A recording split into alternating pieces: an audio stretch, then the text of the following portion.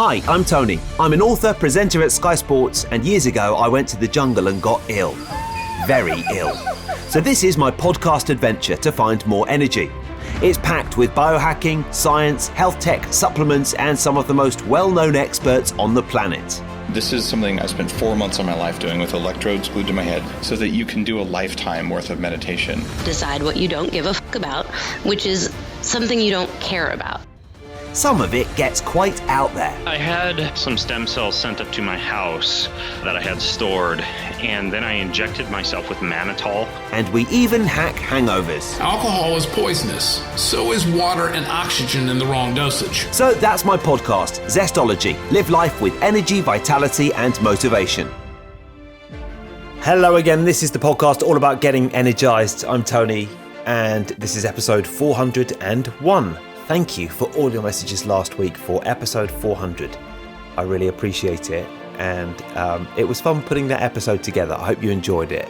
If you haven't listened to it yet, it was some of my favourite guests over the last 7 or 8 years. It's been that long, including Joe Wicks and Esther Perel and Dave Asprey and Ben Greenfield and so on. Today, another big guest, and I'm recording this from London, where I spoke to, a few days ago, Dr. John Demartini. You might know him from The Secret. That's where I knew him from, and I told him that when I interviewed him. He's actually a world-renowned human behaviour expert and an internationally published author of over 40 self-development books, and he's been going since the 60s. It's just that I think The Secret took him to a new level. So there were 3 or 4 names that got absolutely massive after the film The Secret, and he was one of them. And he's been featured in documentaries like Oh My God with Hugh Jackman. He is a very inspiring and uplifting person to have on this podcast. And today we talk not just the science of goal setting, but all sorts of things, including how to overcome inaction, productivity sapping screens and what to do about it.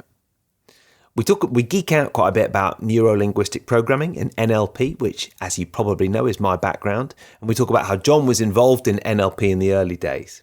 We do look at how to embrace the science of goal setting. We look at making sure high-priority information is what comes in every day. And then we talk about how John lives on a boat.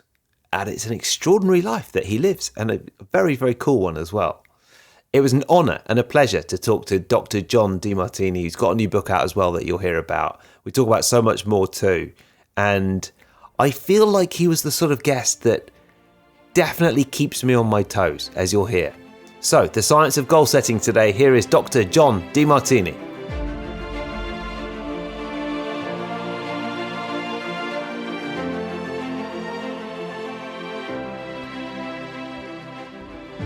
Dr. John Demartini, how are you?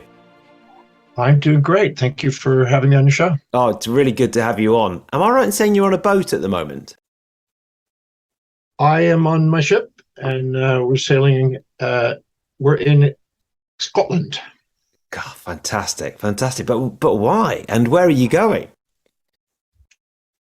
Well, I live on a ship that circumnavigates the world around the world all the time. It's nonstop moving from the top to the bottom, around wherever water allows to go. We sail. So that's where I live. That's my home for 21 years.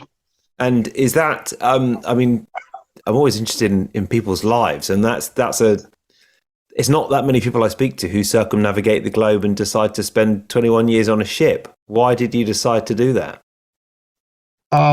It's just been the best address I've been able to find on Earth. Yeah, it must be it's a very different and rather lovely lifestyle. I can't complain. It's a 6-star luxury positioning, so I can't complain. Ah, brilliant. Well, look, enjoy. So you're in Scotland now, and where are you heading to after that? Well, we come down to Scotland, and then we cross over towards Morocco, and then we go to Algiers, and then to Tunisia, and then back over to Italy, and then Greece, and Turkey, and Cyprus, and Suez Canal, and in Israel, and those areas. And then we'd go out to the Emirates, and then to India. We've been all over. This last year, we just got back from an ice Iceland expedition with the Discovery Channel. They were filming with us, and then we before that we've been all over the place, up and down the coasts, Sweden, Denmark, Germany. We were out in the Pacific filming there earlier this year, and so we've been all over. That's fantastic. That's fantastic. Well, I've been a fan of yours since The Secret, which I'm sure a lot of people say to you. And I guess, I mean, when did The Secret come out? Was it 2000 or something? 2006 or 7, I believe. 2006. Since then, you sort of drifted in and out of my consciousness as I've seen you on social media or seen a book advertised and so on. But it's really nice to finally talk. And I guess a lot of people do say that The Secret was when they first heard of you. Is that right? Yeah, I've been speaking. November will be 50 years.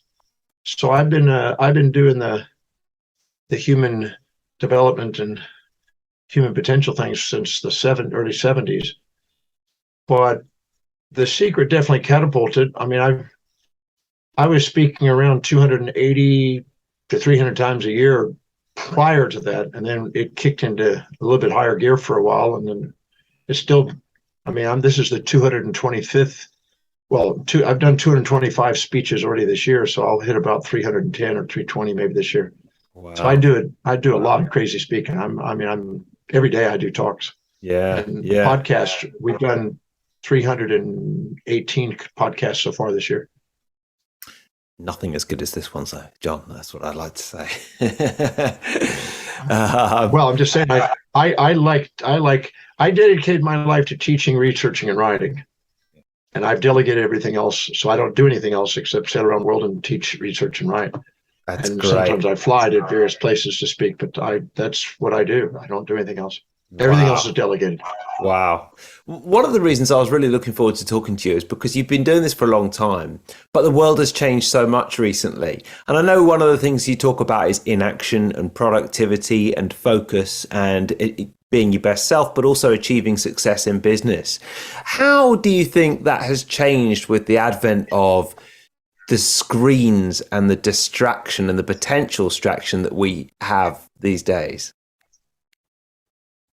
Well, that's individualistic. I don't believe that the screen determines that. I believe that the individual's priorities determine that. I don't get distracted by social media. I post things. I send things to be posted to my team, and then they take care of that. But I don't find myself distracted by it because I'm on a mission. I don't get sidetracked by gossip or conversations or blogs that's not a priority to me. I feed my mind with the highest priority information I possibly can on a daily basis and disseminate a synthesis of that the best I can. So if somebody's distracted by it, it's only because they're not focused. I always say, if you're not filling your day with high priority actions that inspire you, it's going to fill up with low priority distractions that don't. So it's not really the world out there that's doing anything. It's our perception, decisions, and actions in the world that does everything. So if somebody's allowing that to happen, that means they haven't found what's more important in their life, and they're allowing those things to distract them. When you really have something inspiring to do, you're focused on it, you don't get distracted. You're busy doing what you really love to do. If you prioritize your day every day, you don't have too many distractions. Yeah. So you don't think that there's an addictive element to social media, for example, that might mean that even though you do have a calling or a higher purpose, you can't stop watching TikTok?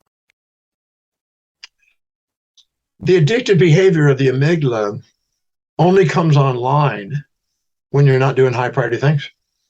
I've proven that for 45 years. So I feel pretty certain about that. If you're filling your day with the very highest priority things, the blood glucose and oxygen goes into the forebrain, and the executive center comes in, and it has nerve fibers that go down to the amygdala and release GABA and glutamate transmitters to calm down and mitigate and dampen, you might say, the impulses and instincts that distract. And so if you're focused on what's important to you, you don't get distracted. But if you are not, you are designed to be distracted. And the distractions are to show you and give you feedback to let you know you're not being authentic to yourself. because your ontological identity revolves around what you value most. So if you stick to what you value most and do what's really, truly important and set your own agendas, I mean, if you stop and think about it, if you have a very full agenda, every moment is laid out, it's easy to say no to things.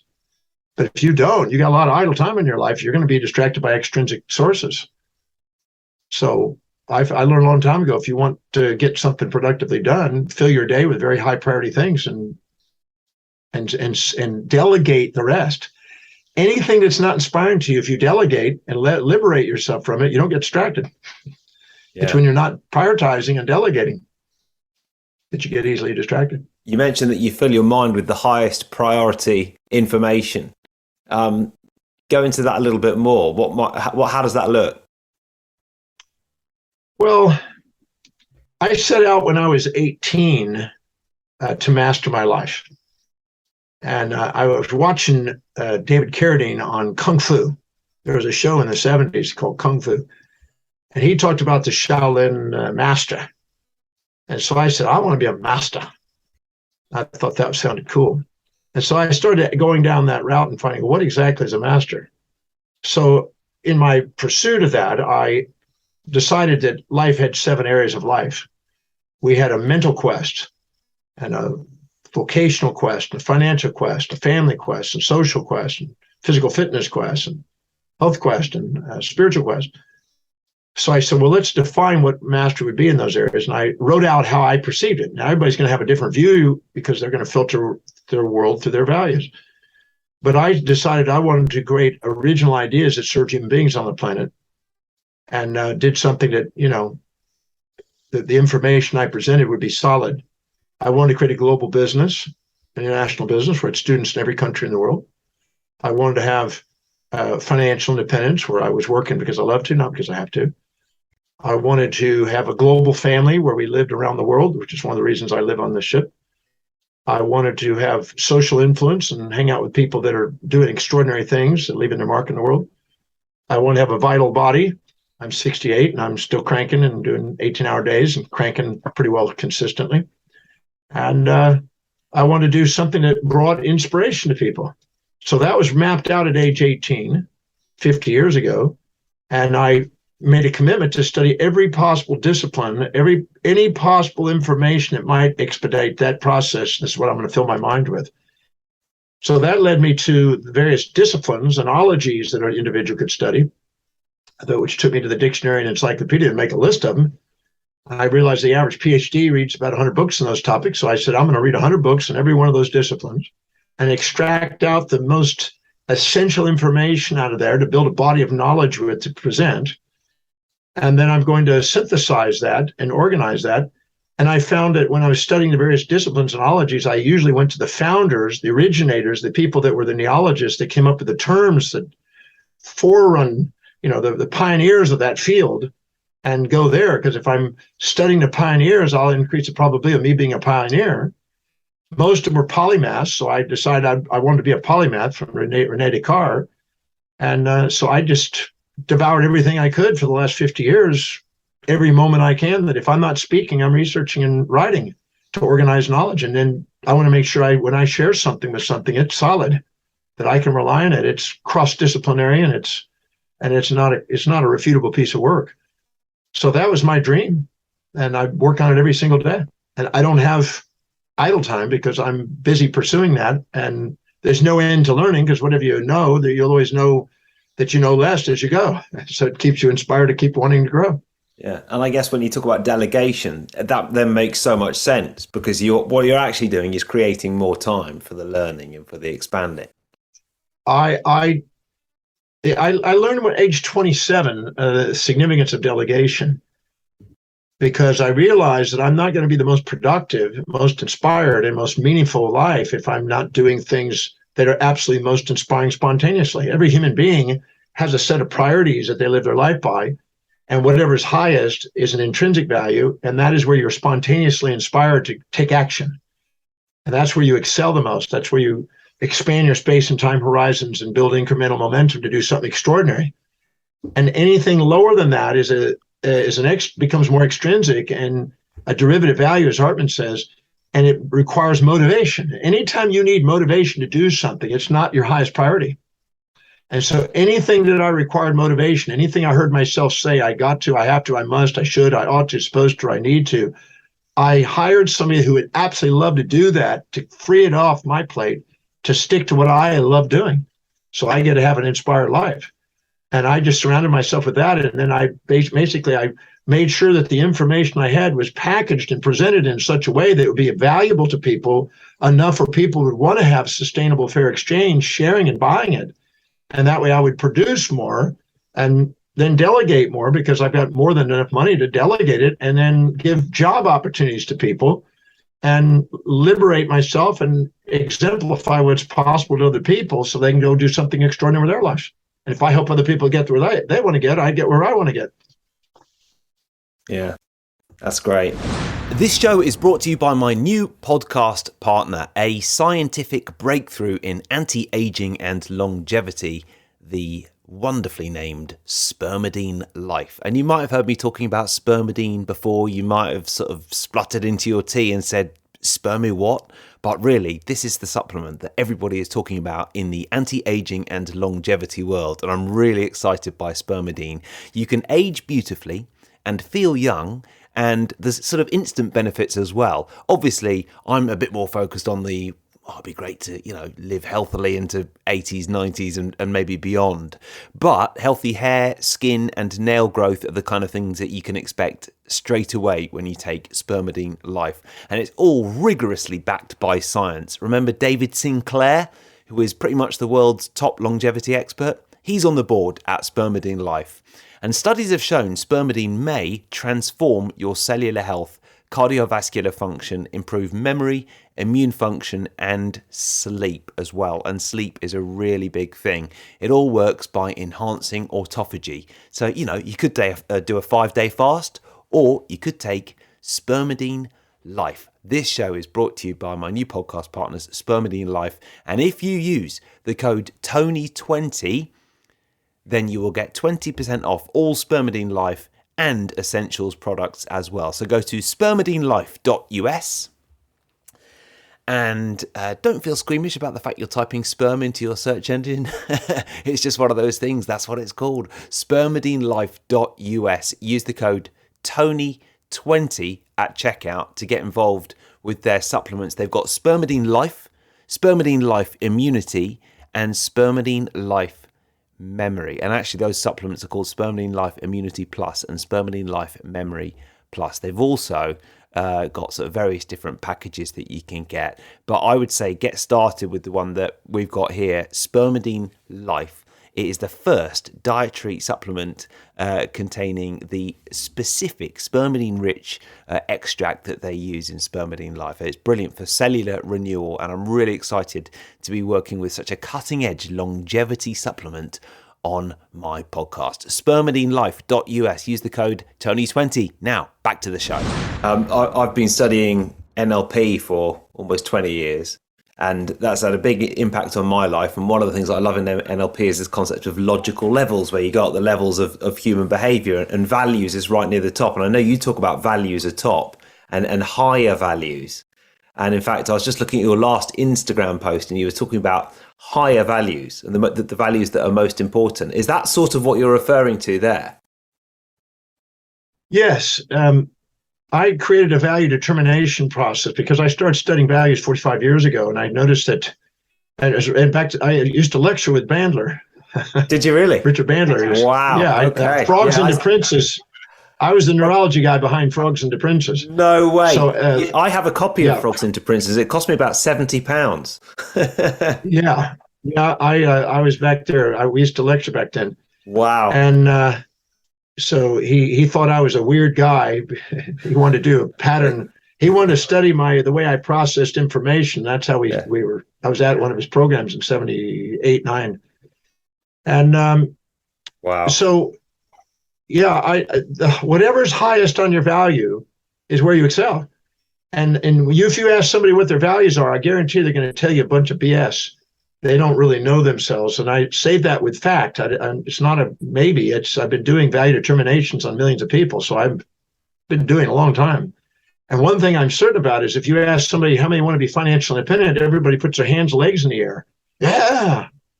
And then I said, how many of you are? And all the hands go down. I said, what you say you want, what you're actually willing to do to get is not the same. 99% of the people don't become financially independent. So everybody that says they want to, which is 100%, is all BS. What you really want is a lifestyle of the rich and famous, and you want to spend a bunch of money, which is never going to make you financially independent.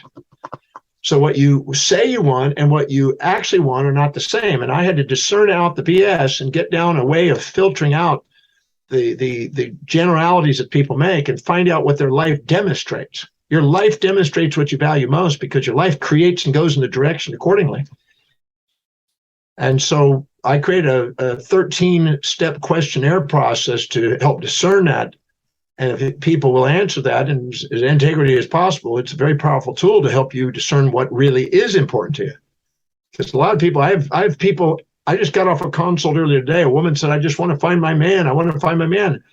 No, you don't. If you did, you'd have him. So you got an unconscious motive to keep him away. And you're not understand the law of the one to many. If you've been wounded by the one, you're going to diversify all the things you're wanting in a man into many, protect yourself from that. And that's what you're doing. I said, unless we go in there and dissolve the wound from that past one, you're going to keep diversifying and protect yourself. So what you say is your conscious state, but that's not but half of it. The other part's the unconscious, and that's a motive that's keeping you from being with men. Because it's been 8 years since you've been with a man. So if you really, really want to do it, you wouldn't be doing that. You'd be, because you're wanting a certain type of man, and what you have is a fantasy man, and the fantasy man doesn't exist because you've been wounded and you're trying to avoid the wound. And she goes, oh my God, you're right.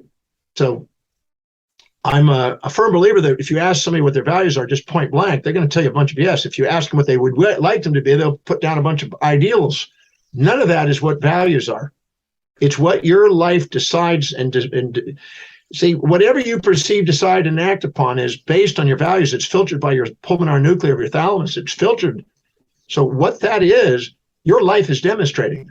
Finding out what that is and setting goals that are congruent with that are absolutely illuminating and invigorating.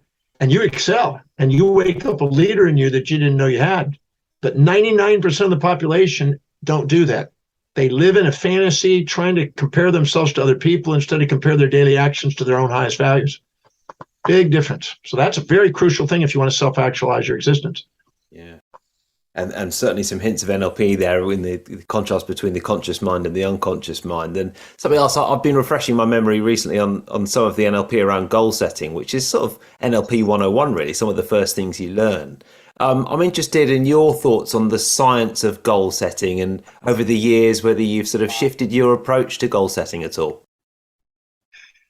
In the 70s and 80s, I was still influenced by the self-help movement, which is a stage of development, I think, because many people let their amygdala run their life instead of an executive function, and they're wanting to avoid a pain and seek a pleasure, avoid a predator and seek a prey kind of mentality.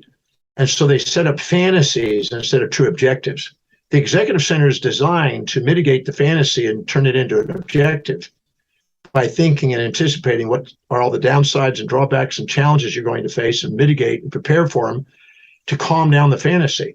So most people set up fantasies for their life and end up creating nightmares out of their life because they're not really setting a goal. They're setting a fantasy that's unobtainable. I'll give you an example. I see this. In the 80s, I consulted for over 1,000 doctors' offices over the 10-year period, doing a lot of doctor consulting at the time. And I found that doctors would say, oh, I want to have $1 million practice or something. And then I said, I want to work 4 days a week.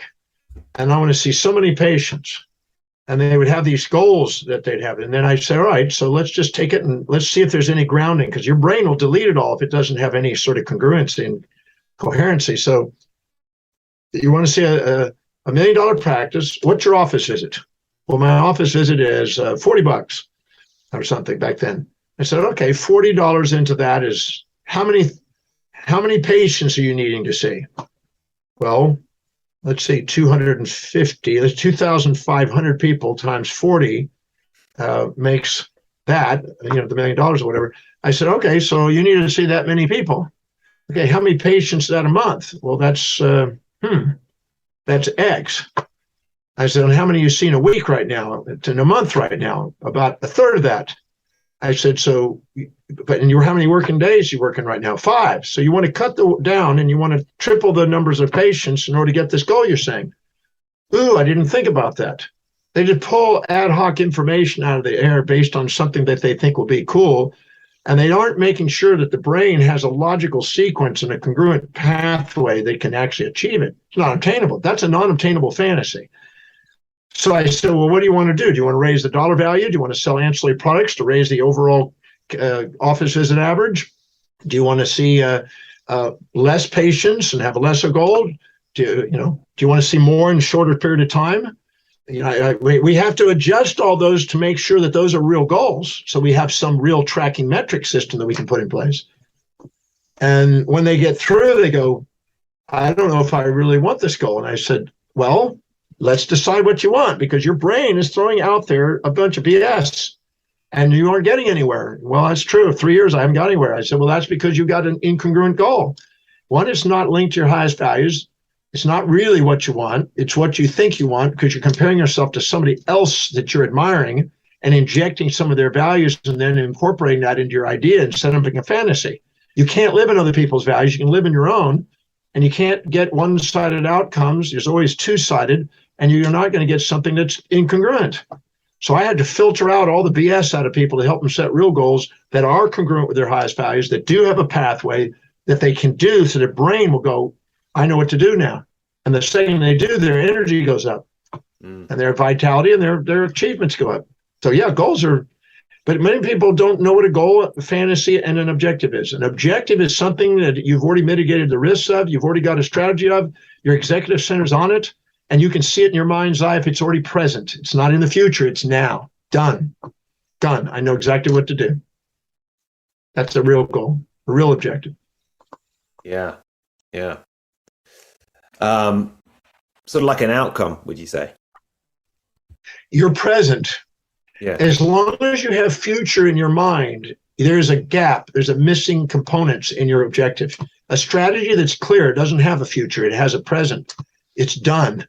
It feels like it's impossible for you not to fulfill it. It's already done. It's already in your mind, clear. When Phelps goes for a gold medal, it's already done in his mind before he goes out there on the water. Yeah. You're already in Morocco in your mind on your boat, aren't you? Well, I'm right here with you right now. Now, one question I ask everyone is, what is one book that you would recommend? And I wanted to ask you that, but I also wanted to ask you about your book, which is it just out or is it coming out? Just out. My book is called The 7 Secret Treasures. Yeah, and it's about how to empower the 7 areas of life. How to empower those 7 areas of life, how to set real objectives in the 7 areas of life, and tips on how to be congruent in those areas. Because I went out and accomplished what I set out for. I mean, I'm doing it, so I'd show you what I'm doing. But what I found, the greatest book that I found, now this is not for everybody, but I'm just going to share what I found. One of the greatest books was a gentleman by Mortimer Adler. Okay, Mortimer Adler, that wrote a book called Syntopicon, Volume 1 and 2. Syntopicon, Volumes 1 and 2. Are you familiar with that book? I'm going to remember it, but I've never heard of it. No. But what it is, the Britannica, Great Ideas, Great Books of the Great Western World series. It's the first 2 volumes. And what it is a summary of the greatest ideas and the greatest thoughts from the greatest minds of the Western world over the last 2,700 years summarized. And it's a PhD in life. It's not how to get rich quick. It's not how to do a stock trade. It's not how to, pick up a girl. It's none of that trivia stuff. It's about how to master your life. What exactly are the laws that govern human existence? And it broadens your perspective. Because, as Seneca said, you measure an individual by their most distant ends. How broad in space and time horizons they go. Elon Musk is not thinking in terms of days and weeks, immediate gratification. He's thinking in terms of this century. He's thinking in terms of decades and century. And the magnitude of space and time in your innermost dominant thought will determine the conscious evolution you've attained and mastered. This is a book, a 2-volume set. They're about 900 to 1,000 pages each, but they're on the summary of the greatest ideas it feed your mind with. And it starts from angel and ends in world. So it's basically helping it's a PhD on the way life, because all the things you're going to face in your life, it's kind of like a summary of how to go through it and master it. And most people are wanting a quick fix book. I don't pay attention to those, but this is a good quality book. Very good. And then the other question I ask everybody is, what is one tip you would give us for living with more energy and vitality? Well, your vitality in life is directly proportionate to the vividness of your vision and how fluently congruent you are with your articulations of that vision. And that is going to be directly proportional to how congruent you are with your highest value. I work with executives quite a bit, and when I get them to be identify what it is and congruently and take every one of their job descriptions and link it to that, they get automatically, see, the forebrain, the executive center, the medial prefrontal cortex has nerve fibers that go right into the V5, V6 area of the occipital lobe. And what happens is the second you get congruent, you automatically have the associative areas of the brain visually see things. And once it's perfectly clear in your mind, it's done. Because you're there. You're already there. And that is your vitality is directly proportional to that. There's no lack of vitality for somebody who's vividly clear. Those with a vision flourish, those without a vision perish was the old proverb. It's true. When people have plateaus in the business because they've lost vision of what they're going to do through the obstacles that they're made up in their head, and all the obstacles and problems and challenge they face are nothing but feedback mechanisms to try to get them back to authenticity. And it's missing information from their unconscious that's not brought fully conscious. And so it's knowing how to ask questions to make you fully conscious of that information liberates people and automatically, incrementally momentumizes the individual towards their goal. John, it's been a real pleasure to talk to you. Where can people find out more about you, your new book, and everything you're doing? To find me, all they got to do is go on drdemartini.com. Then they could spend the rest of their life on there. There's a vast amount of information there for people. And they're going to have to believe in Buddhist reincarnation because there's going to be more than what they can read in this life there. But that's the website. But my new book is called The 7 Secret Treasures. And I do believe it. This is a simple, inspiring little book on helping people do something extraordinary with the 7 areas of life. That's been my mission for 50 years. Amazing. Thank you so much. I can't believe you had a little hand in Frogs into Princes as well. Well, we were doing lectures, as I said, back at that time. What happened is Richard made a statement in a presentation he did that was a little off. Wouldn't be the first time. Exactly. Yeah, it was a little off. And I put my hand up and I said, wait a minute. My background in it is, I understand osteoclasis and osteoblastic behavior. I understand the enzymatic pathways of the brain and the body. I mean, I was a physiologist at the time. And I said, look, what you just said is not biologically possible. So you sure you're going to state that? Are you talking about a structural or a functional scoliosis? Because he's talking about anchoring in a behavior that would affect muscles, but it wouldn't affect, abnormal bone shapes and stuff, because there's different types of scoliosis. He made a broad statement about it. So I challenged him. And when he was doing it, he was looking for all my eye patterns and movements of how I was processing information. And he said, wait a minute. I won't deny what you're saying. I think I didn't make it clear, but do you mind if I ask you some questions? I want to see how I process. So he brought me up on stage and he started asking me questions, and he brought a person up there to write down how I was processing information to access it, because I have a Gestalt brain. And he says, whatever that is, I want to get the pattern of that, and I want to basically model that. So that's how we met. And then we went to lunch and dinner, and then we started doing things together. And so I gave him feedback on the neurology right about the time Frogs and Princess was around. Yeah. Oh, great. That's a really interesting note that I didn't know. John, thank you so much, and good luck with everything. It's a real pleasure to talk to you. Well, thank you for having me, and thank you for what you're doing.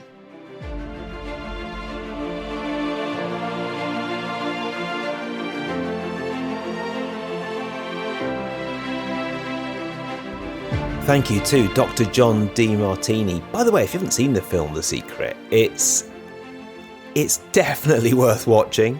And you know what? I mean, what is it? Almost 20 years on. It's sort of aged in a weird way, but it's still good. If you watch it now, I guarantee the first 5 minutes you'll be like, oh, not sure if this is for me. And after 20 minutes, you'll be making notes on what to do tomorrow morning and you'll be feeling inspired. It's great to speak to Dr. John Demartini. We've got a couple of special podcasts coming up to you over the next couple of weeks. Podcast Zestology favourite Andy Nilo, the founder of Alitura, is coming on, and we have a very deep, honest chat, and he even goes into some stuff that he's not really talked about before. So you may have heard Andy on the podcast before, you may have met him in person if you've been to any of the biohacking events. Great guest, great guy, and he's on in the next couple of weeks. And I'm also going to a wellness clinic in London to road test some of their treatments and their products, which I'm very much looking forward to. I think that's coming next week, so we'll keep it as a bit of a surprise until then. But on the scene next week, I'll be out and about recording that in person, and it's going to be loads of fun because this stuff is the most cutting edge treatment you can get in the world of biohacking, health and wellness. This podcast is brought to you by my new podcast partner, and one that I'm so excited because I've been interested and I have been dabbling in spermidine for quite a long time. But the interestingly named spermidine is something that you really want to be getting involved with if you haven't already. Head to spermidinelife.us if you are interested in longevity. And this is the product that helps you promote cellular health and stay young as long as you can. And it's not actually just good for anti-aging and longevity. You're not just thinking 30 years down the line. There are some immediate benefits as well, which, by the way, my wife can attest to. Definitely stuff around beauty, nails, hair, and healthy skin as well. She really likes it for skin as well. I like it for the biohacking stuff, the live longer and healthy aging. But I'm not going to say no to better skin as well. So I'm far too vain to not say no to that too. So if you head to spermidinelife.us, use the code Tony20, you will get 20% off your first order. Okay, so use the code Tony20 for 20% off your first order. And at spermidinelife.us, there's loads more on the science behind autophagy and why it's so important. Now, you might have heard me talk before about how I've done 5-day fasts and fasting mimicking diets and that sort of thing. That's all for autophagy, but you can get it from Spermidine Life as well. So go to spermidinelife.us, and they do ship around the world, not just in the US, so you can get it in the UK as well. Use the code Tony20 for 20% off. And most importantly, let me know how you get on. As you know, I always work with podcast partners only that I think are awesome, and I definitely think this company is rooted in science. In fact, they've even got Dr. David Sinclair, who's the man on longevity and has been on this podcast. They've got him on their board as well. It's either on their board or as one of their advisors. So spermidinelife.us, use the code Tony20. Any more information, you're welcome to ask me or ask them. And that's it for today's podcast. As I say, I'll be out and about next week, so I'll see you then. As always, thanks for listening.